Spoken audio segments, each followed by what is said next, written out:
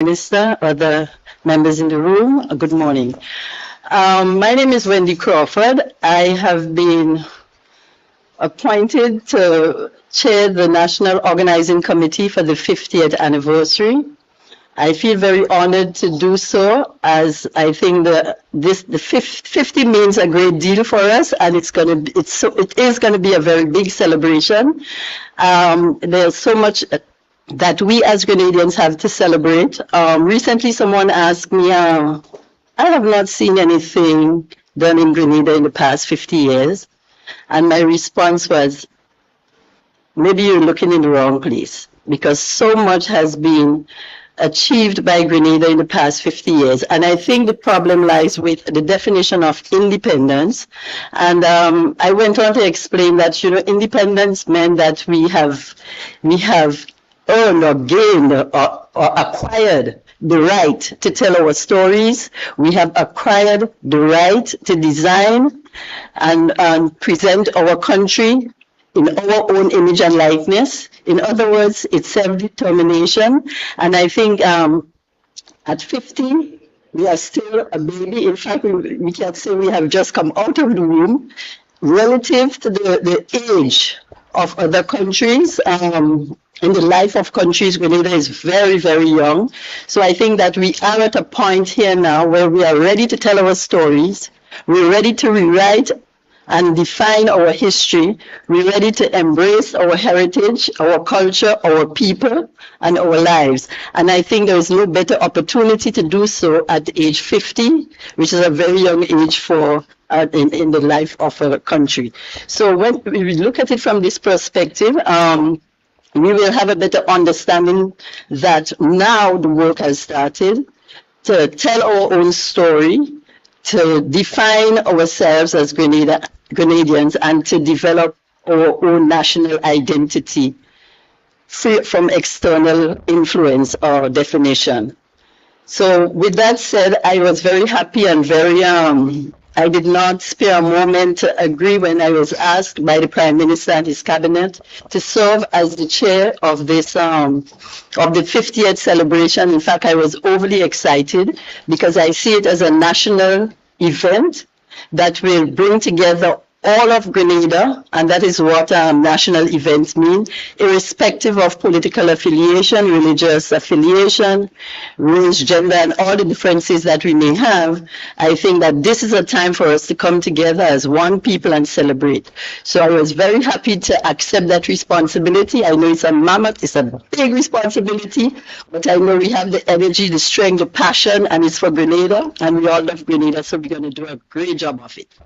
So the National Organizing Committee comprises of about 15 members, both from the sectoral areas of Grenada, some of the ministries, etc. Persons with important skills that we need to bring into the planning phase of for the celebration. We also have what's very important in the committee's composition is its national representation. On the committee, we do have representatives from each of the parishes, including Carriacou and Petit Martinique.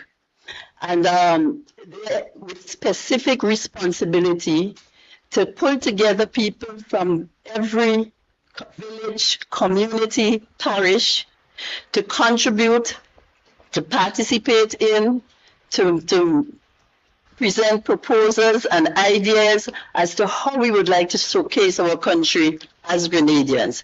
So that's a very important structure within the National Organizing Committee. We do have other about 10 subcommittees, and each subcommittee have specific role for different aspects of the celebration.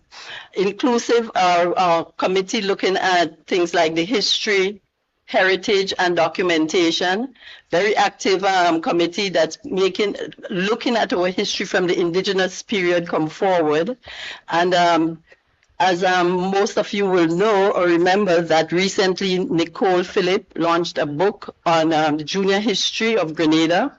I think it's a book for all Grenadians. It's not just for the junior students, and that is in keeping with this whole trust towards telling our story, because this book is the first time in the history of Grenada that we are telling our stories ourselves. We are writing our own narratives, and so that is so very important. So in keeping with that trust, to regain our history, tell our narratives, tell our stories, that was a very good start to the whole 50th anniversary. The anniversary is got the celebration or commemoration will extend for 1 year, the entire Jubilee year. And so activities are spread out over a wide range of dates and events, and so Orlando is going to speak a little more to the events, but we are spreading it out for the entire year with some very specific celebratory and commemorative activities in and around the 7th of February. So Orlando is you can take over and continue. Pleasant good morning, everybody. To the viewers online, the media who is present here in the room. As Dr. Crawford mentioned, the celebrations is going to be an extended celebration. It officially starts on the 19th of October, which will be the launch of our Independence celebration. Again, the 19th of October, the launch of our Independence celebration. And it will span the entire 2024, ending in February 2025. We have planned out, done a lot of planning in terms of how we want the composition of the celebration to flow. And it's broken up into two major phases. The first phase is the pre-independence phase. And within that phase, we have planned out 21 national events. Those are events that will be executed by the state. And we also have events that we will endorse from the private sector. There are a lot of persons who have reached out to the Secretariat wanting to do events around independence, and we are evaluating those events, and we will then endorse some of these events as additional events for the public to participate in. The official pre-independence celebrations will start in October 19th and will end on February 9th, 2024. All right, we've also curated a special list of events from January 28th, 2024 to February 9th, 2024, that would allow not just Grenadians, but persons in the diaspora to ensure that they can come back and participate in that block of events. So it's going to be about 10 days of intense events and activities and celebrations that the diaspora will be able to participate in. And any foreign person who wants to come in to participate in our independence can do so. We will make that full list of events available so persons can begin their pre-planning and booking for the event. We expect to see a lot of persons on island, and we expect for it to be events that are well attended and well executed. The events will span from sporting events to festive events to cultural events to academic/conference type events. We have a plethora of different activities to ensure that we cover all aspects of our 50 years of independence, our history, our people, and absolutely our future. The post-independence celebrations will start on March 2024 and will end in January 2025. Those events are designed for what we call parish celebrations. So every parish will have their independent celebrations, each following a specific theme and guideline. And essentially, each parish will have a month where they have designated as their parish celebration month. In addition to the events, we also will see the installation of several sites of memories across the island, which is quite important for us to really document and iconize our history and our people. So you will see the installation of monuments and statues, the renaming of streets, and several other activities that will really help define Grenada in this modern time. As I mentioned, the launch will be on the 19th, and of course, all persons are invited to this launch. It's going to be a spectacle. It's going to be an event that persons, I don't think you would want to miss. More information will follow in the coming days. We will be launching our website, which will provide a lot of information about that. The website URL will be GrenadaTurns50.gd.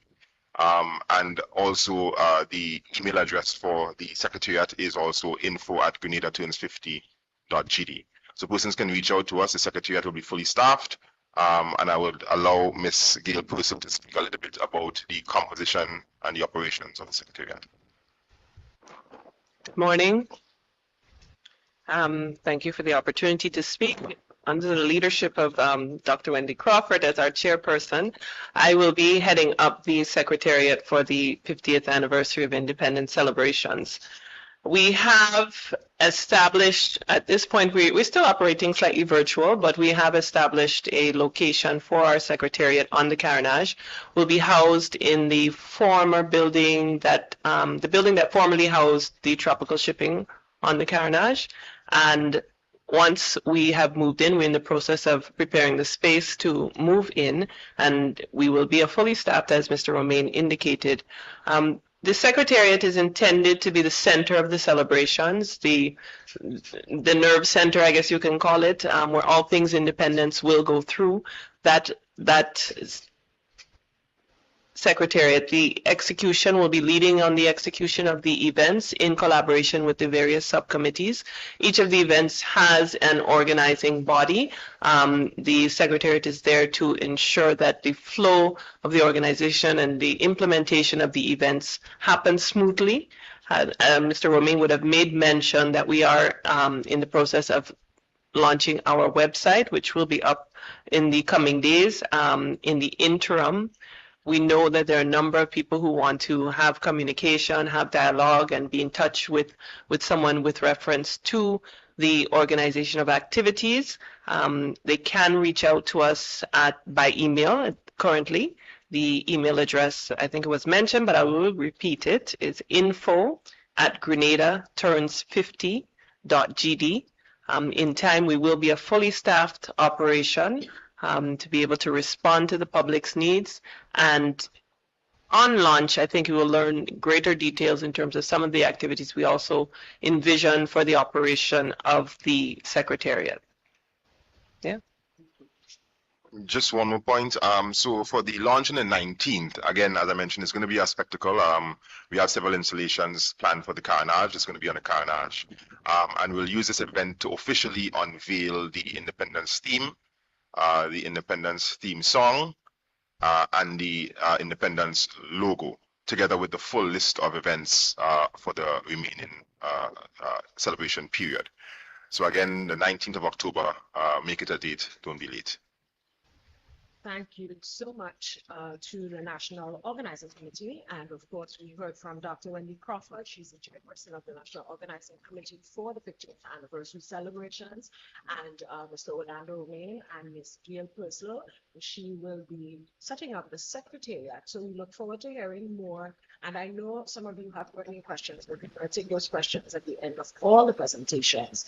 All right. At this time, joining us to the head table is our Minister for Legal Affairs, Labor, Consumer Affairs, and the Attorney General, Senator Claudette Joseph, and she will be presenting on wages. Thank you, Madam Press Secretary. Good morning, Prime Minister, other persons of the Celebrations Committee, the Independence Celebrations Committee here, and especially our friends in the media, members of the media. It is my pleasure to be able to report to you on the progress of the work of the Wages Advisory Committee. As you know, the Wages Advisory Committee is set up by law, the Employment Act, and is mandated to have a review of the minimum wages in the country every 3 years.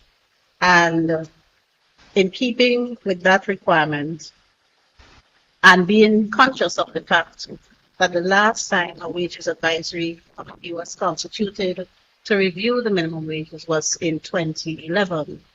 one of the things we set about doing early is setting up the Wages Advisory Committee.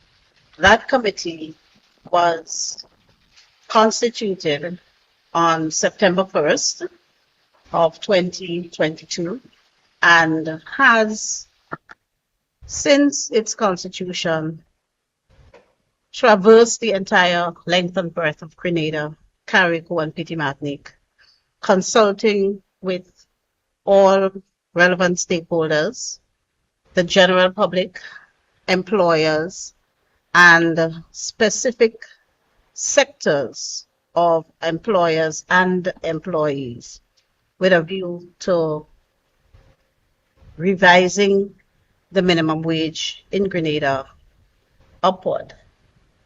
And the committee served its report, which was considered by the cabinet in August. In August, and with the agreement of cabinet, the committee has embarked on a second round of consultations, having made its recommendations to cabinet with the intent that these recommendations will be passed into law to come into effect on 1st January 2024. So what we have, some of the highlights coming out of the final report, which deviated from the current minimum wage structure, include equalizing a recommendation to equalize the minimum wage across gender. As most of us will know, we have a disparity right now between male and female workers in certain sectors, particularly the agriculture sector, and that the recommendation should be a thing of the past as we move towards greater equality among our workers across gender. The other change would be inclusion in the categories of workers covered by the minimum wages order of certain sectors not previously included. And these include the call centers, people in the call center sector, certain workers in the construction sector that were left out previously, laborers and helpers, and also media workers. We also are going to be introducing in Grenada for the first time the concept of a baseline minimum wage, which would capture persons and categories of workers not specifically mentioned in the order. And that is the subject of the second round of consultation now ongoing.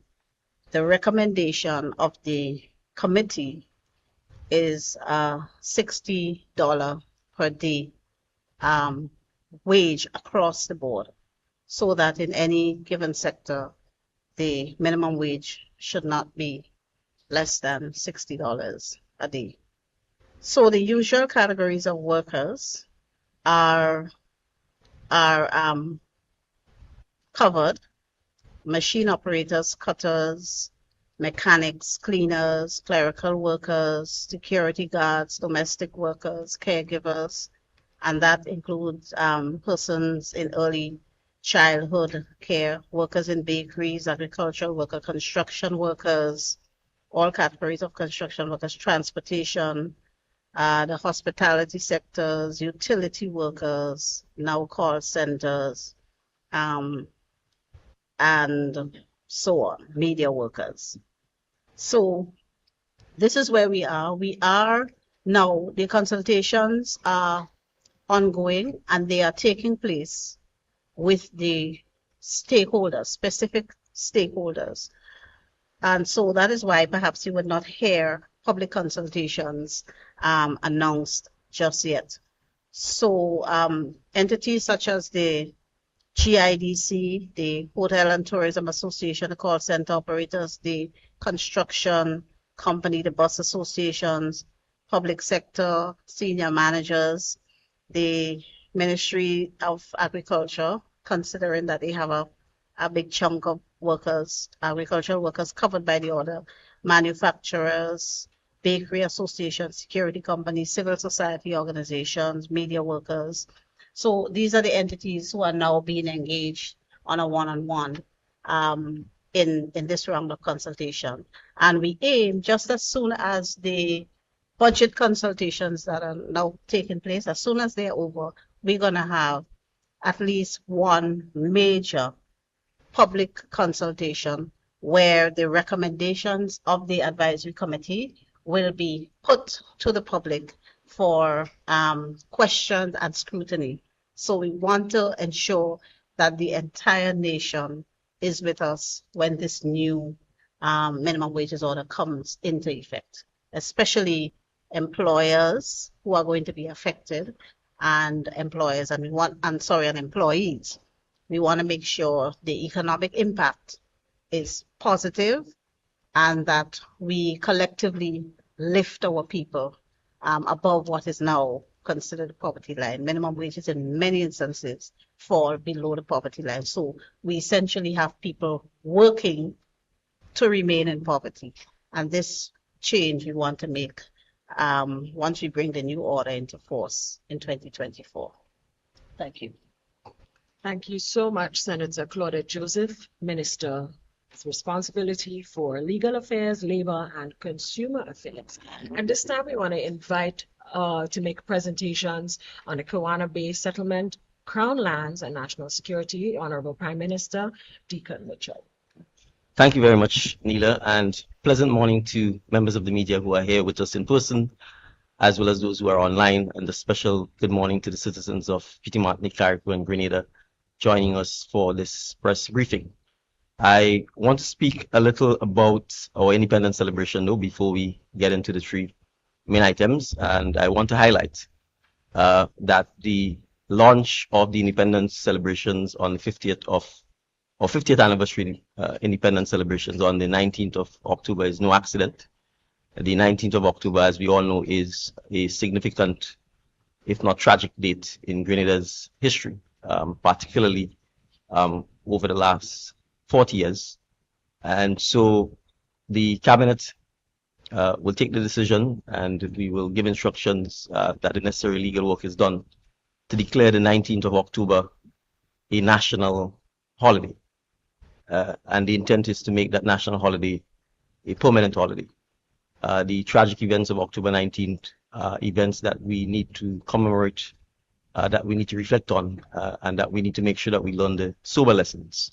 Many of our brothers and sisters, a sitting prime minister and significant members of his cabinet, as you know, were tragically killed on that day.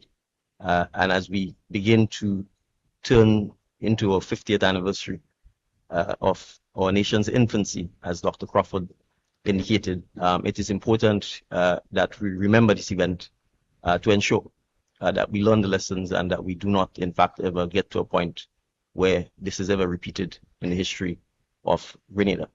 As part of the 50th anniversary celebrations as well, covering the entire year, the government intends to embark upon, with public support and consultation, the naming of our first national heroes as part of our 50th anniversary celebrations. And so we certainly will have names proposed, and we would invite feedback from the public. We are hoping that we can name a minimum of 3 and perhaps no more than 5 national heroes, because obviously being recognized as a national hero is the highest award or honor that any nation can bestow upon its citizens. And so we are looking forward to that happening.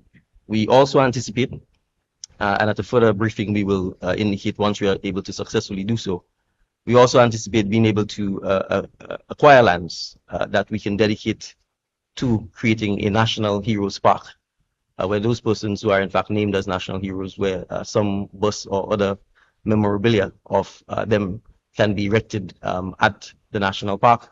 And this is a venture that we are quite excited about. We hope that by the time we get to the official launch of our 50th anniversary celebrations commencement, that we would be in a position to provide further details to members of the public on this initiative. So that is something that we certainly look forward to, and we would say stay tuned for further details on this. If I could perhaps, since we're talking about the national park, speak to the issue of the government's policy on Crown lands. And in this case, we are speaking here to strategic Crown lands, particularly in the south of the island, that to a large extent drives our tourism product. And we can start with sites starting from the Point Salines, coming up to the Grandance Beach area. Our government has taken the policy decision, and we are going to reiterate this by bringing the necessary legislation to Parliament to support this. That any lands which are owned by the state of Grenada and which have not yet been sold as freehold will only be transferred via leasehold. So I'm going to repeat, any lands which have not yet been transferred as freehold and which still remains in the hands of the state of Grenada in these strategic locations will only be transferred via way of leasehold. And so that includes the vast majority of Grandance Beach by way of example. And the government has taken steps during the last several months to ensure that that happens. And I will give two examples. The single largest acreage on Grandance Beach is the site that houses the Radisson Hotel. That site has always been leasehold until former administrations made the decision to in fact transfer what we call the reversion to the lease or the freehold to private individuals. I will not get into the rationale or reasons for why that was done. The long and short of it, though, is that this year we faced the unenviable situation that even the reversion to the freehold could have been further transferred to a private individual. What that meant is that the rents that the government once collected from having leased the site to the hotelier was in fact being paid to a private individual, and we were not collecting the rent. It also meant that we had no control over the site because we were not the landlord, and therefore we could not enforce the lease, nor could we speak to any future development of the site. And so the government took the decision to in fact repurchase the reversion from Time Book Holdings Limited. That transaction is scheduled to be closed on October 15th, and henceforth the government will become the landlord. It will once again begin resuming the rent collections, and it would put us as landlord in a position to in fact ensure that the lease is complied with, but I think more importantly, be able to ensure that we remain the development partner with the hotelier for the future development of the site. There is also a smaller piece of land located in Grandance, which abuts the Koyaba Hotel and is located behind the Umbrella site. This land was also Crown land, which was transferred to the National Insurance Scheme in a land for debt scheme that took place many years ago, where the government transferred several lots of land to the National Insurance Scheme to satisfy debts that were unpaid by the government to the National Insurance Scheme. The National Insurance Scheme has in recent time taken a decision to in fact sell some of these lots of land so that it could become more liquid, and the Minister for Social Security has been keeping the public abreast of the several initiatives by the NIS to ensure the survivability of the NIS, and therefore liquidating some of these assets is part of this strategy for NIS. However, given the strategic location of this piece of land on Grandance, the government also intervened to ensure that the land will be transferred via leasehold, and that the government will become the landlord, and so that the new tenant who is there will be treating with and partnering with the government. I come lastly to the Kawana Bay site. This site formerly housed the hotel known as Flamboyant Hotel, and subsequent to the closure of the Flamboyant Hotel was transferred by the government of Grenada, not via leasehold, which is what Flamboyant Hotel had, but via freehold to the development company True Blue Bay Development Limited, which is the company that created the Kawana Bay project and had an approved CBI status for that project. As the nation well knows, not too long ago, the former administration led by Dr. Mitchell, and the developer Kwanabe had a very public and unfortunate falling out. And this led to the developer taking the state of Grenada to arbitration before the International Court for the Settlement of Investment Disputes, known as, in short, ICSID, and sued the state of Grenada for several tens of millions of dollars. And the site became a white elephant. The construction ceased. The site was closed down and it has sat there for the last 2 years or more. Upon assuming office, the government took the decision that we could not simply allow perhaps what is one of the most spectacular sites on Grandlands Beach, and certainly the most spectacular view, to become a white elephant dominating the landscape at that end of Grandlands Beach, Monterey Ridge area. And so for a protracted period of time, the government, first led by a cabinet-approved committee, and I want to stop here and signal our gratitude to that committee. The committee was led by Mr. Richard Duncan, and it included Ms. Leslie Ann Sion, Mr. Hassan Hadid, and Mr. Henry Joseph. They led the negotiations initially to try and see how this matter could be resolved. And I want to thank them for the time and effort that they put into this matter, because although it was not resolved under their watch, specifically, they certainly contributed significantly towards advancing the matter. In summary, the government made the decision to acquire the site so that we could, in fact, put ourselves in a position to have fresh negotiations with a new developer so that this project could, in fact, be completed successfully, so that construction could resume, so that several hundreds of Grenadians who were once working on the site and who became unemployed as a result of the construction site closing could look forward to resumption of work on the site, to resumption of employment, and ultimately to a hotel actually being completed on the site. So the government has acquired the site. It has acquired the site at a cost of $22 million US. We will be making the necessary payments between now and next year to the main owner of the site. The result of this is that the arbitration proceedings between the developer and the state of Grenada has come to an end. And we are happy to report that because the legal fees associated with defending the ICSID arbitration was running the people of Grenada into the several hundreds of thousands of US dollars, if not, it had already reached millions of US dollars in legal fees for a dispute that we felt was certainly not necessary and one that was created and should never have happened in the first place. Having acquired the site, the government is currently engaged in significant and advanced discussions with potential developers over their taking over the site to resume construction.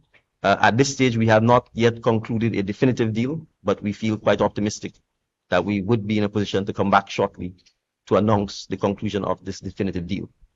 I will make this point though, the site will only be transferred via leasehold. It will not be transferred via freehold. And so we can expect that as this government continues, it will ensure that it protects the patrimony of Grenada. It will ensure that we put future generations of Grenadians in a position where if developers do not do what they commit to, that we're in a position to renegotiate with them, that we're in a position to get them to give up the lease without having to resort to court and litigation and arbitration. And I say this because there are clear examples where if the lands are transferred as freehold, the government has literally no leverage on any of these developers and they can simply sit on the site and speculate as they wish. And so we will not countenance this. If persons, whether local or if they are foreigners who are coming in to invest, wish to obtain strategic state assets, particularly in the tourism property development market, we must ensure that they commit and do the things they say they will do as we partner with them and as we support them. But if they don't, we need to put the nation in a position where they can easily regain control over the site. So as I said, we intend to back this policy decision up with the necessary legislation to support this. And so once we have concluded the ongoing negotiations and settled with a particular developer, we'll come back to brief the nation as to where we are with this. I want to move quickly to the issue of national security. The Like many of our citizens, and as Minister for National Security, I think we can well imagine my own consternation and significant concern over the state of gun-related homicides that we've had in Grenada. And I want to emphasize here that for the most part, crime in Grenada has been trending downwards, save for this issue of these gun-related homicides. In total, we have 18 homicides for the year, many of them gun-related. And as I've said repeatedly, firearms are lethal, they're meant to kill.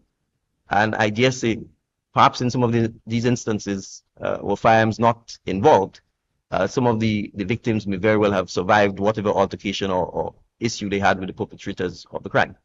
And so we intend to take a very robust response to this.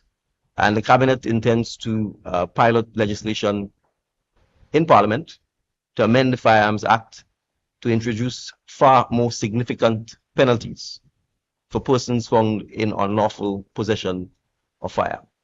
We will have the ceremonial state opening of Parliament next week, and we certainly intend to pilot the necessary legislation before we go on the Christmas break to be read in Parliament so that it could be enacted into law to signal our view that the possession of unlawful firearms, the use of unlawful firearms, the trading in unlawful firearms will not be something that we will tolerate or countenance. Second, as I indicated, the government through Cabinet has appointed the formation of a National Security Advisory Council. We intend to have the council constituted. And the first order of business that it will be mandated to do is to carry out a series of national consultations, which we hope to commence in October, throughout the Tri-Island state with all of our stakeholders, looking at this question of national security, looking at how we can begin to implement the necessary policy and programs that treats with ensuring that as a nation, we do not view violence as a means of conducting ourselves or as a means of resolving our disputes or conflicts. We intend to back this up by contracting with specialists in the area of behavioral science that could address, particularly for young persons and particularly your young men, how we treat with mediating our differences and disputes amongst ourselves, amongst our family members, and amongst our villages. Because one of the clear things that is obvious about the acts of violence is that oftentimes the perpetrators and the victims know each other. Oftentimes they are either related or they're from the same villages or neighboring villages. And many times it escalates into acts of violence that may lead to maiming, injury, or worse, homicide. The government will also be constituting a project team to advise the government on the implementation of CCTV cameras throughout significant public areas and hotspots in Grenada. The government is already in possession of the CCTV cameras. We intend to obviously do the necessary feasibility studies to have them erected at many of the major urban centers and public gathering places where the public meets, from the market square, the main bus terminals, the areas that are heavily trafficked by the public, as well as other areas where we may be vulnerable, particularly in some of our coastal villages, where we believe we are vulnerable to firearm trafficking in particular. The administration as well intends to, from the budget cycle coming up, deliberately take the decision to invest more in ensuring that our Coast Guard is outfitted with the necessary resources to beef up its capacity to patrol our coastal areas, because we are certainly recognize that we do not produce firearms in Grenada, and they are clearly coming into Grenada from outside of Grenada. We will continue to work with our partners in the region and in North America in particular to address how we can stymie the flow of firearms into Grenada and into the region, because once they get into the region, then we too are vulnerable for the risk of it getting into Grenada. And in many instances, the firearms trade is tied with the narcotics trade. And it is also a significant challenge for us, because while we help many of our partners to stem the flow of narcotics to the north, we need to make sure that they're working assiduously with us to stem the flow of firearms to the south and into our respective countries. So I will conclude with my brief remarks on these areas. Madam Press Secretary, it's over to you. I am sure members of the media are quite eager to engage with the Independence Celebrations committee team members who are here, as well as the Attorney General and myself, for any questions that they may have. Thank you. Thank you, Honorable Deacon Mitchell, for your presentation on national security and Crown Bay settlement, and of course the Crown lands. And at this time, I'd like to ask members of the media who may have questions to post them now. I know Ms. Faria, you had a question. You can go right ahead. Good morning, Callistra Faria, The Narrative. First, I want to say that as an executive member of the Media Workers Association, I am extremely concerned with the format of this news conference. You had 3 news conferences in one, ask media people to wait and then to ask questions on 3 separate sets of things. If a better management style is brought to these events, it would serve us, the media. If this is a news conference and it's intended for us, it would serve us much better if our needs are taken into consideration. We are also busy people. So, the October 19, day of celebration, 50 years, it's exciting, but it's also a tragic day. The Prime Minister talked about that. Why have we chosen October 19, which is a somber, sad, tragic day for us, to launch a period of celebration? Can somebody explain the thinking behind that for me? Okay, if I should, first of all, we have a history that our people need to be aware of. Independence, 50 years of independence, very historic. And we think that since the objective is to tell our story, write our narratives, embrace the good, the bad, the ugly, and because this is our story and we need to tell it.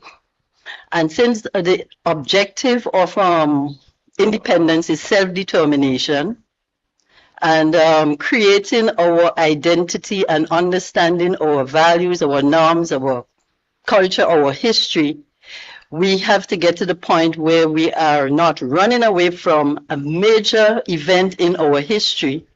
And since independence is such a historic event for us, a period when we are given a chance to tell our history, what better time could we ask for when the nation will be attentive to not only the celebration of our independence, our period of self-determination, or a period when we have to redefine and tell our story. And October 19 is a story that everybody have told, except have written about, have spoken about, have established the narrative, and all of that came externally. So in the essence of independence and self-determination, we think this is a very good opportunity to tell our story ourselves. And so there is no better fitting moment, I think, when the entire nation is attentive to that period between October 19th and the 25th, that it signifies, it should signify for us that level of independence and self-determination, that here is our story. We are ready to embrace it. It may not be the prettiest or kindest of stories, but we have to at some point, and I think this is a time when we should do it. If I may also respond to this, and I want to mark the 19th is merely the launch of the commencement of the activities to commemorate the 50th anniversary. And I'm using the word commemorate here because I think too often people assume public holiday means a festive or celebratory event. In fact, and I think that's the point I wish to make here, our perspective of marking the 19th of October as a public holiday is in fact for us to recognize this somber nature, the tragic nature of what happened, and for us to reflect upon it and to understand why it happened. and to ensure that we learn the lessons to make sure that it does not happen. And I'm making this profound point because I talked about the issue of violence in our society and how we get to resolve our conflicts and our disputes, including political disputes, which is why our values of democracy, freedom, the right to vote, etc. matters. Because if we walk away from that, then it means when you're unhappy with the government or when you have internal feuding, you will resolve it precisely the way it was resolved on the 19th of October. And so it is important for us to mark that occasion in a somber manner, in a reflective manner, and perhaps even an emotional manner, so that we understand when we say, for example, that we are a democratic society, that we value democracy, that we value freedom of speech, freedom of thought, that those things actually mean something, because the opposite of it is what would have happened on the 19th of October in a very tragic manner. And so our 50th anniversary celebrations includes part of that history, which effectively is 40 years old as of this year. And so we need to recognize that when we are celebrating our 50th anniversary of independence, that there are significant dates within a calendar year. 7th of February, the 19th of October, the 25th of October, the 13th of March. That means something to us as a people, certainly over the last 50 years. All of those dates that I've called are post from our independence date of 7th February, the 13th of March, the 19th of October, the 25th of October. They're all dates that are post our period of independence, not pre. And therefore, it is important for us to not run away from that reality, not bear it, so that we learn the proper lessons and so that we can teach the next generation of Grenadians what has happened over the last 50 years. And that includes, tragically, the events of October 19th. Just to be clear, Prime Minister, we are launching a celebration of our 50th anniversary on a day of travel and on a day when we're recognizing a tragic event. We're doing both things. That's what we're doing, yeah? Yes. Okay. Good morning, Good Beverly morning. Beverly Tellisford, GBN. Since we're on the topic of our 50th anniversary and October 19th, since our 50th anniversary of independence will be launched on October 19th, are there any plans or talks or so to provide some form of compensation to the victims of both the events of October 19, 1983 and June 19, 1980? Sorry, I didn't get the second date. June 19th. Yeah. At this stage, the answer would be no, as in there has been no deliberate thought on the specific issue of compensation. But I would certainly say, as part of the discussion about all of those issues, I think those are some of the issues that as a country we certainly will have to grapple with and discuss. But at this point in time, there is no specific government initiative to do so. Thank you for your question. Sorry, if I may, Ms. Tellisford, I'm not sure if you are aware, but in 1985, between 85 and 87 thereabouts, there was in fact set up by the government a claims commission, which gave compensation to people affected by the events of October 19th to the 25th. So there was some substantial compensation already offered by the state and paid. I know that some people fell through the cracks, perhaps because it was set up so soon after those traumatic events. So some people didn't come forward. So that's an issue that came up since the period when the Truth and Reconciliation Commission was doing its work. But it's not that there was never compensation given, or the state never attended to the issue. As to June 19th, I don't think the Claims Commission covered the period prior to October 83. Okay, so just to be clear, they can still come forward no today. No, the Claims Commission is now defunct. Yes. Thank you. Beverly, you have another question? You can go right ahead. Okay, so my other question is also for clarity on the Kawana Bay developers. Can you just tell us why they would be allowed to keep their passports? All right, so when you say they, you probably need to clarify. So the site has been acquired from uh, the main developer. The individual persons who invested in the development, which the CBI development, would be persons who, as part of their investment in the development, would have acquired Grenadian citizenship. And so by virtue of that, the mere fact that the government has acquired the site doesn't deprive them in any way, shape, or form of their citizenship. If, for instance, you were someone was born in Grenada and you has a Grenadian passport and there was land that the government needed for public purpose, the government could acquire the land and pay you compensation. It wouldn't in any way, shape, or form impact your rights as a citizen of the country. So the acquisition of the site has nothing to do with the individual investors' citizenship in Grenada. Thank you. We'd like to take some additional questions if we have any online at this point.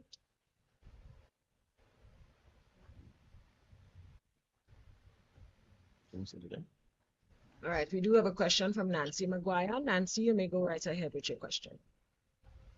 Good morning, everybody. On the national heroes, I think you said between 3 and 5 national heroes. Well, would that include people that have already passed? Yes, at this point, there is no, it's more likely that it may include people who have passed rather than people who are living. But we have not, as at this point in time, settled upon the names that we may wish to ask the public to consider. So how are you getting these names? As the independence chairperson would have said, I'm not sure if you missed it, we indicated that there were several committees. Yes. That includes the historic committee. So they have been doing significant work researching and highlighting the contributions of various Grenadians. Obviously, as part of any award system, there would obviously have to be a criteria that is looked at, discussed, agreed upon, and perhaps even legislated. Because you will have to set up the necessary legal and policy framework that creates the concept of a national hero, that tells you what's the criteria for it, that tells you how it is to be awarded or conferred upon someone, and what, if any, would be the benefits that that person or their estate may benefit from having such a title. So obviously, as part of an entire policy, that will be rolled out. Right. Dr. Crawford, do you want to respond as well? Yes. There is a historic heritage and documentation subcommittee coming out of the National Organizing Committee. They have, in fact, done the research and prepared submission for consideration of a criterion for establishing who should be considered national heroes. They have also made some recommendations of names going as far back as our indigenous period. And so that is in the process. Of course, it will be followed up by consultation with the broader public for recommendations or consideration of those that's recommended. But the composition of that committee, we basically have noted historians and persons interested in heritage: Angus Martin, Gloria Payne, Oliver Benoit, social scientist, Nicole Phillip, historian. So they have been doing extensive research on the history, and they have in fact prepared narratives on each of the recommended the persons that they have recommended as national heroes. Decisions have not yet been made, and that have to come after consultations, and so, and I guess it will be released by then. Thank you so much, Dr. Crawford. I think we have one more question. We have. May I ask? Oh, okay. We have a question from Kendra. You can go ahead. I don't think Nancy. Nancy, you have one more question, Nancy? Yes, I did. I just wanted to ask a question about, I think it was Orlando and mentioned renaming streets. I'm just wondering how that is happening. Like, because you think about the name of the street would reflect part of the history. So are we going to be just taking these names out, or how are we going to do that? Thank you. that committee I spoke about, the Historic Documentation and Heritage Subcommittee, they have also done the research and they have made a number of recommendations of basically reclaiming our heritage, reclaiming our culture. And so they have made a number of recommendations for sites and places, and so that should be renamed. They have also made the recommendation, and like that of the heroes, it has to be brought for consultation to the more general public. So they have already completed the research and done that work and have compiled their recommendation and submitted their proposal to the National Committee. So we have to take it from there in consultation with the various parishes and other, at least so that others will have an input and can contribute to making that decision. So the work is done for both the national heroes recommendations and the identification of sites and places that should be renamed and the suggested names. So the focus is on Grenada history, important people and events in the Grenada history, and that is the focus of the committee's work. How do we reclaim our heritage? How do we reclaim our and chart our identity as we go forward? So it's really looking inwards, taking care of our business and ensuring that this is really the extension of the work to establish who we are as a people. Thank you, and thank you, Nancy, for your questions. We'll take some more questions. We do have a question here. Calistro, you can go ahead and we're going to take other questions. Thank you. Well, another question besides the one I was going to ask just came up because of what you said. Our culture, our heritage. What is our culture and our heritage? Are we saying that we're now going to be documenting and celebrating everything for the last 50 years? This is a new culture and heritage of us as an independent people, because when we talk about renaming streets, and so some of the street names and the monument sites and so on are named after people who have participated in and have been. It may not be pretty, but it's part of our heritage. Yes. The heritage part and then the culture part. And as far as I'm concerned, we are a multiracial society. So I'm a bit confused as to exactly what we're trying to do here. Can you explain it for me? Sorry, I'm going to start with an example. Fort George, built during our colonial past, built by the sweat, blood, and tears of enslaved people. If we are saying we're celebrating our independence, if we're saying we're working towards self-determination, wouldn't it be more feasible? Wouldn't it spell better for our children to understand if we think of maybe someone in our past or somebody who would have contributed national significance to rename Fort George? It does not get rid of the history, but it causes us to focus. It causes our children, our students to focus more on our development, Grenada's future, developing our country. If I may also state, we're not looking to rename everything.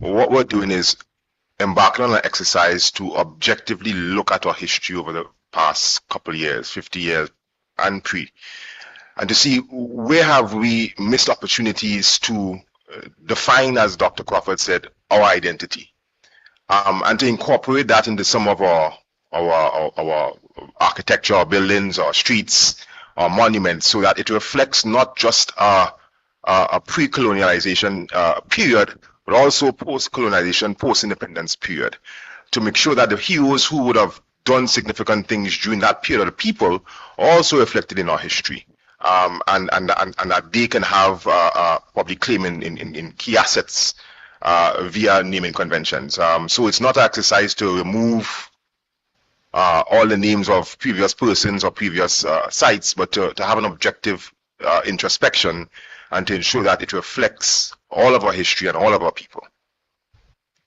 Thank you. One more question. You would, indulge me, please.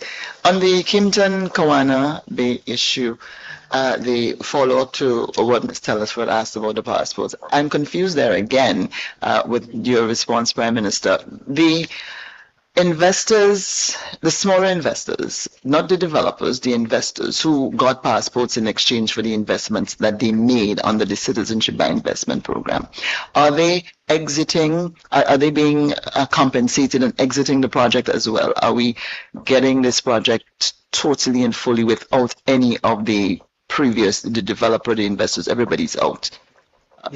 Yes, the simple answer is yes. When you acquire the property, you're acquiring the interest of anyone who has a property interest, and that would have included any of the investors who would have been granted a condominium interest in the property. So they are being reimbursed the money they paid for the passport. It doesn't work that way. So explain it to me, please. It's a property acquisition. Whatever money you made from an investment point of view is a risk that someone takes. If you, as a result of your investment, that's a matter between you and the developer. As a result of your investment, the developer would have contracted and would have deeded you a condominium interest or a unit interest in the property, then the acquisition would have acquired that. That's a property interest. And if any compensation is to be paid, it would be in relation to the property interest. But just like any other investment, if you take an investment, let's put it this way: whether or not the government acquired the property, anyone who had up to our acquisition invested in that property, what would they have had? An interest in a abandoned, closed down site. We can do an assessment of whether that's an investment or a loss. But essentially, what we've acquired as a property, and anyone who has an interest in the property would have an opportunity to present any claims for evaluation of their interest in the property and to be compensated accordingly. So some people may decide, we're going to keep the investment, we're staying in. That's fine too, and they continue to be. No, I'm saying they can't decide whether they keep the investment. I'm saying the government has acquired the site. As a matter of law, we have that right. And having acquired the site, I'm saying what they have is a right to be compensated for whatever interest they might have had in the property. So I'm saying whatever investment, because I'm making the point that you could invest in something that doesn't actually have value. It's called a bad investment, right? You can buy something, you can spend $1 million for it, and then you try and sell it, and someone only wants to pay $50 for it. So what I'm saying is that whatever interest any investor has from a property interest perspective, based on the Land Acquisition Act, they would be entitled to be compensated. Okay, so I'm asking about the citizenship, the implications for the citizenship that they got as a result of it. Because I'm saying that the citizenship, although it's called citizenship by investment, I'm saying once you made the investment, whether the investment is successful or not, has nothing to do with that person's right to retain the citizenship. Because the government, the way it works is that they acquire the citizenship, they are citizens of Grenada. And if the investment they made turns out to be an investment that doesn't ring true or is not successful, that's just a loss that they take. There is no guarantee of underwriting any of the investments that individual investors make in the CBI program. We also have to recall there are two components to CBI. There's the property development ones where people may invest in a particular property. And there's the National Transformation Fund CBI program where someone simply pays the government $200,000 and they acquire citizenship. They're not making any investment there in the sense of seeking to get a return from some particular property that they invested in. But arguably, you can see they're investing in Grenada because by giving $200,000 and acquiring citizenship, those funds are used for budgetary support, the funds are used for repayment of loans, the funds are used for government projects, as the case might be. But that is separate. That's different from those who go under the investment component of the program. It's separate from those who go under the investment. You have the citizenship by investment and the national transformation donation aspect of it. And you said, Prime Minister, that you're still in negotiations with the developers. But do we have any indication yet as to how much all of this is likely to cost us? Are we crunching numbers and figuring out, because we must have figured out what. I've indicated that we acquired the site for $22 million. Oh, you have said so? Yes, I said so right in the commencement of Yes. $22 million. Oh, I missed that. $2 million US, and he also indicated that once that deal is finalized, I think we are talking close to October 15th. We will make that announcement in a further press briefing. No, that's not separate. So I'm saying, so let me be clear in the event it wasn't heard. The site has been acquired.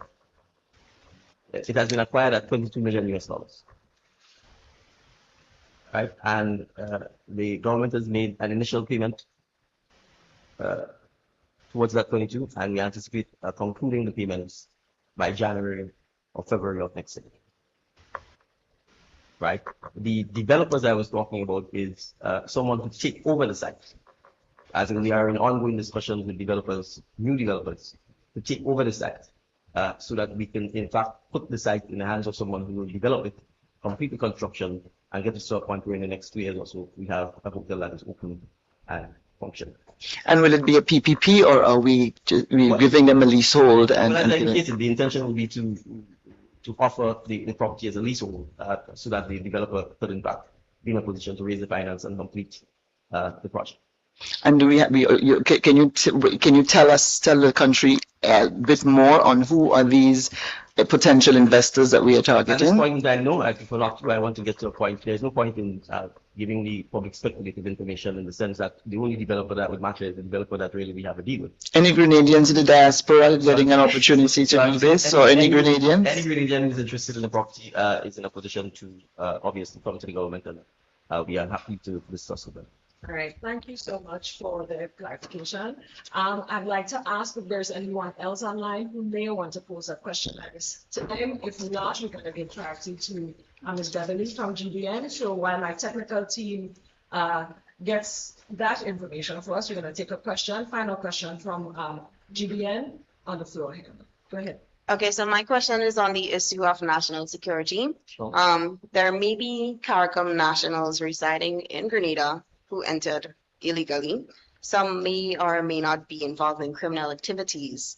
Are there any plans or special operations to find such people and have them return to their origin country? And I'm not sure I can answer the question because it's premised on may or may not be living here. I mean, if anyone enters Grenada illegally, then certainly the immigration authorities and police authorities will do what is required to make sure that they comply with our laws. I can't say off the top of my head that there are large quantities or any significant numbers of CARICOM nationals entering Grenada illegally. As you may be aware, we are actually promoting the free movement of people from within CARICOM. So you probably will have to really be a criminal to enter Grenada illegally from CARICOM, because it's the one, it's almost home. If you're from Trinidad or Guyana or St. Vincent, you can enter Grenada quite easily. But we certainly, I think, in light of the criminal activities that particularly homicides by firearms, no doubt we have a genuine concern that some of this may be perpetrated by persons entering the island illegally to commit the acts and then escaping. So that's part of the reason why we emphasize the need to beef up the resources of the Coast Guard to make sure that they can help with patrolling vulnerable spots on the island when it comes to the movement of potential criminals. Right. Thank you. Thank you so much. And thank you to all who presented this morning. I believe it was a very, very informative session. I want to wrap up. And before we wrap up, I would like to ask the members of the head table and, of course, members of the National Organizing Committee to make some closing statements. But given that recently there was this international noise about Grenada and the death of Josiah John T. Robinson, and some very high-profile people had gotten involved and seemed to suggest that there was a hate crime committed in Grenada. The police have solved the case in his wrap-up. I don't know if Prime Minister can just react to that situation, given that our good name, that the people of the CAF Grenada are very upset that our good name was so tarnished, and they believe that the results of the investigation has now sort of cleared our name from the Tyler Perry Yvette Noel show thing. So I don't know if you could. Thank you. Well, we can certainly give the Prime Minister a moment. And then let's have the wrap up by the other members, and then of course, if the Prime Minister so desires, he can make statements on that issue. So, committee, you may go ahead, and then we're going to have Senator Claudia Joseph. Okay, I just want to, on behalf of the National Organizing Committee, I want to invite the public to get involved. Everyone, all of Grenada, all people, to get involved with the the launch of our independence celebration. Remember, it's a launch. We want it to be big and impactful. So this is a special call to all of Grenada to get involved and come out and let us commemorate this very important and historic day, and at the beginning and start of it will be a tremendous celebration that will extend for the entire Jubilee year. And so everyone will have an input, everyone will get an opportunity to participate, and we're really looking forward to seeing you on the 19th on the Carenage. Thank you so much, Dr. Crawford. And also thank you to Gail Purcell, Secretariat, and Mr. Orlando Remain, member of the organizing committee. At this time, we'd like to hear from Attorney General, Senator the Honorable Claudette Joseph. Thank you, Ms. Etienne. And just to follow on with the invitation given by the chair of the committee, it's going to be launched on the Carenage on the 19th. I told them to name the Carenage Independence Avenue, at least for the period. I hope they consider it favorably. And on Sunday, as we prepare to launch the celebration of our 50th anniversary of independence, on Sunday, the community of the Carenage will be embarking on a cleanup drive. And so this is my invitation to all of the Carenage people from the area. We like to say the wharf. When we say the wharf, we know it means everybody from Upper Lucas Street, Tantine, come around, not just the Carenage. So we are inviting all of you to come out and participate in the community cleanup.